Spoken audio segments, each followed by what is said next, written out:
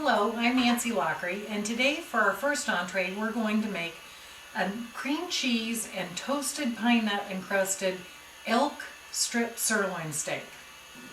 The first step is to put some pine nuts into a dry skillet on high heat so we can get those toasted. Pine nuts have a lot of oil in them, so you can actually hear them kind of start cooking away even though it's a dry skillet. So I like to just keep them moving because you don't want them to burn. They do burn kind of quick, but you want that good toasty kind of caramelized edge on it. So I can smell them. We're going to get these tossed, and you can see they start turning brown on the outside. It's really lovely. As you can see, we've got a nice toast on these nuts, and I'm going to pull them off before they get too dark. They just smell fantastic. Since we're in the Northwest here in Bend, Oregon, this is a real traditional kind of western, northwestern, and we're going to add some sage to this too to add that kind of piney desert taste to this nice game that we have. Now we have our pine nuts toasted. I'm going to put them in the Cuisinart to chop them up a little bit, and then we'll add the nice Philadelphia cream cheese to go with it for the crust. I'm just going to pulse these till they're nice and a little finely chopped. Okay, now we're going to take some of our cream cheese. I think a half a brick should be just about right for this amount. And this will serve 2 people. So we've got our toasted pine nuts, a half a brick of cream cheese. I'm going to put some pepper in there, a little bit of salt, and some good fresh sage. And we'll get this in there and get it all nice, and then we'll be able to put that on our elk strip steaks. Oh, that sage smells so yummy. This is going to be served over a sage and cream cheese polenta too, so it'll keep all those flavors kind of going the same direction. Okay.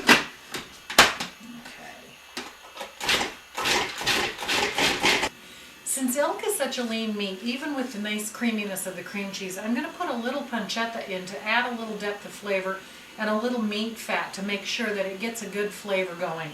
So we're going to put a little olive oil in our pan here and just cut up coarse chop some pancetta, and then what we'll do is cover our strip steaks with our cream cheese and our pine nuts, put it in the pan, and then pop it in the oven to roast it. So let's get this pancetta going.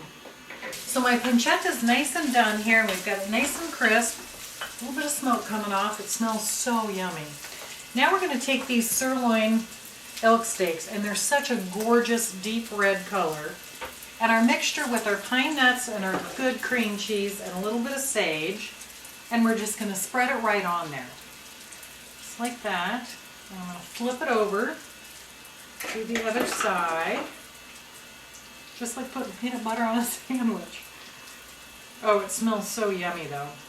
And we're just going to pick these up and lay them right in this pan. Just like that. So I've got these in the pan, and the bottom part is actually seared off a little bit with this nice hot pancetta, but I'm going to pop them in the oven. Just make this top part a little crisp and really nice. So while those are cooking, we'll get started on the polenta. So now while the elk is cooking, we're going to take our polenta and get it started. And I was lucky enough that I had some of the nice pine nut cream cheese spread. I'm going to throw this in the polenta for just a little bit of extra oomph. With those pine nuts ground up, it's just going to be fantastic. So of course we're going to start with a little chicken stock, just about a cup, because I've got a half a cup of polenta dried. So we'll put a cup of juice in there and get that boiling. And then, as you know with polenta, what you need to do is continue to stir. You want it to be nice and creamy, and of course the cream cheese is going to make a big difference in that. But you also have to cook the corn down so it becomes tender. You don't want it crunchy when you chew on it. And I'm going to plate this so that you see the polenta, then the elk, and then we're going to do a little bit of sauce on the back side too that I think you'll really enjoy.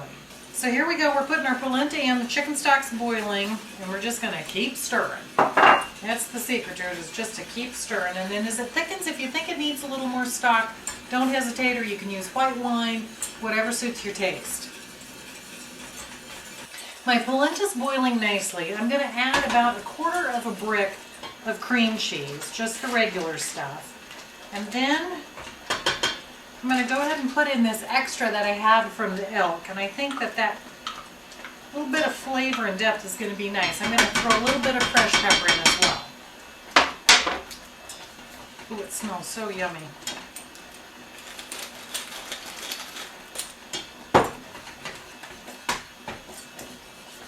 Oh yeah.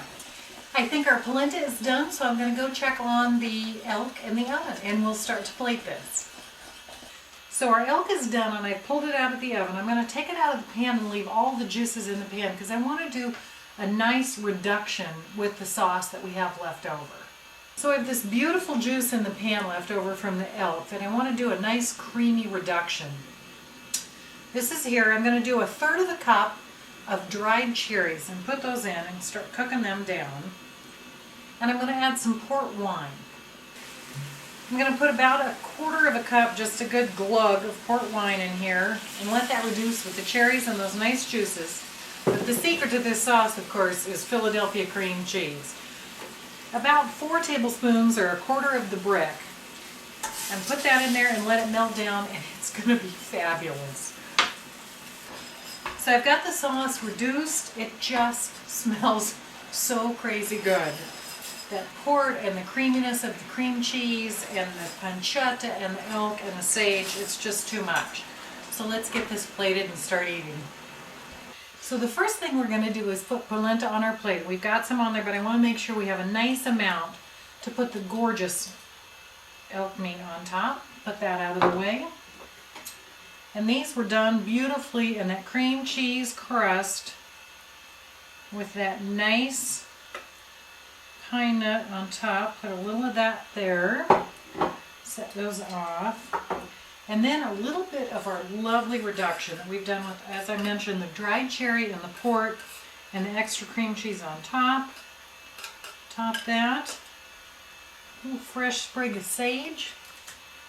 And a nice, beautiful glass of Pinot Noir. And I think we're good. Let's try and see how it tastes. So I can't wait. This just is an incredible taste combination here. Oh my goodness. It's the Northwest. It's sage, pine. The cream cheese really stands out on the elk, makes it nice and sweet. It's fantastic. Thank you so much.